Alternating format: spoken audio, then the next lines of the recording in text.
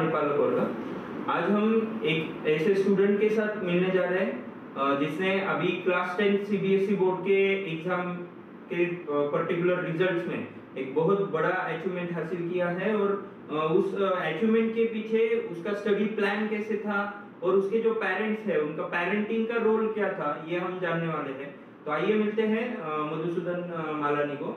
मेरा उसके लिए पहला क्वेश्चन ये रहेगा कि उसने जो 10th स्टैंडर्ड का प्रिपरेशन किया, वो प्रिपरेशन करते वक्त 10th बोर्ड के प्रिपरेशन का कुछ टेंशन उसके माइंड पे था क्या?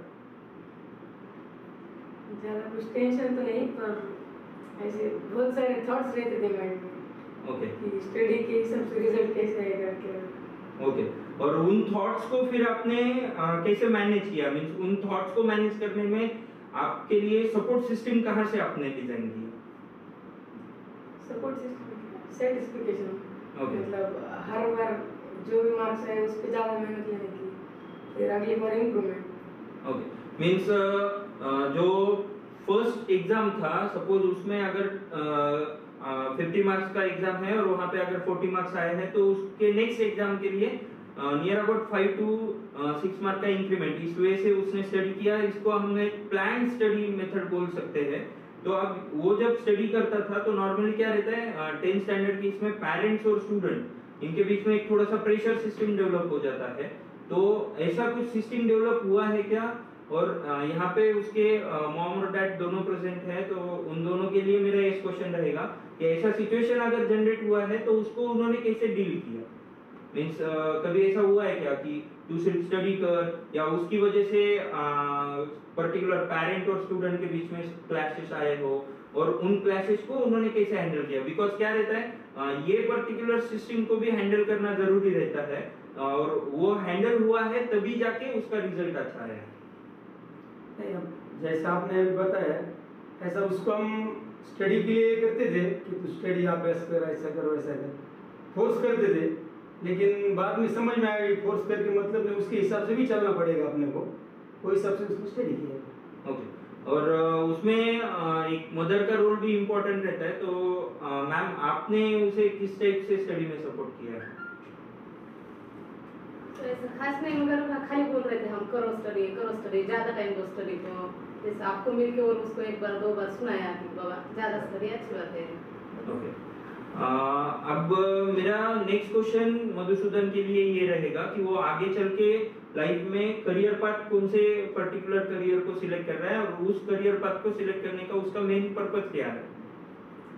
आगे तो मैंने जेडब्ल्यू देने का डिसाइड किया है और फिर उसके साथ इंजीनियरिंग और बाद में यूपीएससी देने का। ओके। मींस कॉम्पिटिटिव एग्जाम के लिए उसने प्लान किया है। और आपने जो एनटीएससी का स्टडी किया उसका बेनिफिट आपको बोर्ड एग्जाम में हुआ है क्या? हाँ, मतलब जो भी हमने शॉर्ट ट्रिक्स बोलो या जो भी मेमोरी मेथड्स और ज्यादा रीडिंग, शॉर्ट नोट्स, वो सब एनटीएससी के मेथड्स इधर स्टडी में अच्छे यूज हुए। ओके। अब मैं यहाँ पे पेरेंट्स को ये बताना चाहता हूँ कि वो स्टेट बोर्ड से सीबीएसई में आया हुआ बच्चा है, तो कहीं ना कहीं पे स्टेट बोर्ड का जो सपोज सिस्टम रहता है वो सीबीएसई से थोड़ा सा डिफर करता है। तो उस पर्टिकुलर सिस्टम से सीबीएसई में आने के बावजूद उसने वो जो रिजल्ट हासिल किया है, तो इस मेथोडोलॉजी के अंदर वो हमारा एक इनिशियल स्टूडेंट है। जब इंस्टीट्यूट हमने स्टार्ट किया था तब से वो हमारा स्टूडेंट है। तो ये पूरा जो जर्नी है उसका नियर अबाउट 4 इयर्स का, तो इस जर्नी का जो एक्सपीरियंस है उस एक्सपीरियंस का बोर्ड एग्जाम के प्रिपरेशन में उसको कुछ बेनिफिट मिला है। हाँ, मतलब जो भी सब टीचर से उन्होंने हर बार साथ दिया है, कोई भी कभी नहीं बोला। हर बार सब sir, Rohan sir, Sanup sir, Khinkar sir, हर बार खिनकर सर के तो घर पे जाके डाउट पूछा तब भी उन्होंने उसके आंसर बताए।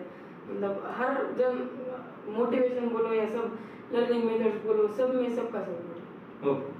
मींस एक टीम एफर्ट। और उसके साथ साथ कैसे रहता है कोई भी टीचर स्टूडेंट को तभी जाके रिजल्ट जनरेट कर सकता है जब तक स्टूडेंट के पास से उस पर्टिकुलर सिस्टम को एक प्रॉपर जिसे हम क्या बोल सकते हैं सिंक्रोनाइजेशन नहीं मिलता, तब तक वो रिजल्ट जनरेट नहीं होता। तो यहाँ पे हमने देखा है कि एक कंसिस्टेंसी अगर हम रखते हैं पर्टिकुलर मेथोडोलॉजी में, तो वहाँ पे एक अच्छा रिजल्ट जनरेट हो सकता है।